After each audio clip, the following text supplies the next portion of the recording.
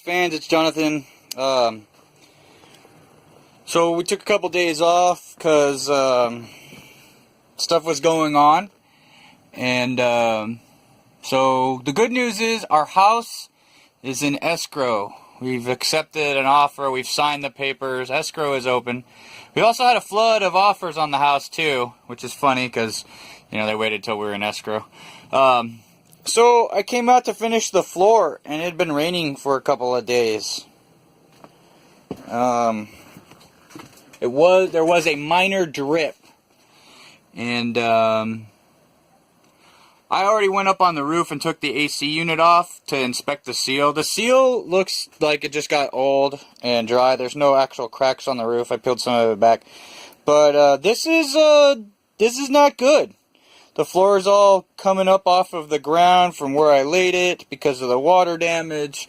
You could see that this is all wet, this fiber board stuff. And I'm still getting dripped on because the foam retains water pretty good, as you can see. Yeah, really good. So that's kind of where we're at. It started to bow some more in the middle because there's water running down along it, making it soft. Awesome. Which, this is not the end of the world. It's just a pretty big setback. Yeah, so you can see the water damage. Again, not the end of the world.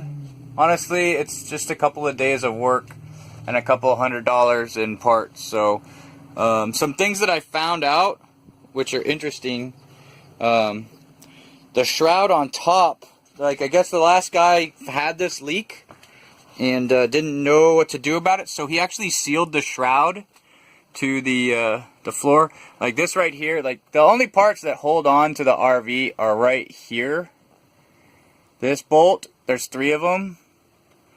So, and then there's this seal, which you can kind of see the daylight coming through. This foam seal that's I'm touching right here, it's hard to see in the video. It's supposed to be a little bit more spongy than it is. And what happens is the whole roof set and everything is put in compression, okay? And that forms a watertight seal around the AC. But one of the owners didn't know that, and so what they did was they left it like loose. They didn't try to adjust it or change the seal, and they just sealed around with some waterproof tape and hoped to keep that out. Well, the problem is the shroud has cracks and holes in it, and so as the shroud filled with water, there was nowhere for it to go but inside, because the seal around the outside of the shroud prevented the water from actually leaking. So it turned the shroud into a cup, and that's what we have here. The result of filling a cup with a leaky bottom. So it did what it was supposed to do. Luckily, these old Holiday Ramblers, as you can see, this right here, this is the frame. This is the load-bearing part, and it is aluminum. The whole frame is aluminum. It's really nice because I can rip all of this. This foam is it doesn't allow for a water intrusion, really. You can see a little bit of cracking going on, but this is all filled with insulation normally. And so what I'm going to do is, basically, I didn't want to have to do this, but I'm going to end up cutting a bunch of the headliner out because I got to get the moldy, dry, this particle board that's useless out. And I'll end up putting in some lighter plywood after I try to save what I can from, you know, remanufacturing the headliner. But yeah, that's that puts me a few days behind, honestly.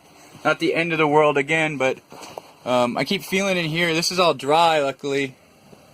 So the only good thing is that this happened in California and not in Washington, because if it was in Washington, I wouldn't even get a break from the rain to fix it. So yay! RV adventure! So far, so great.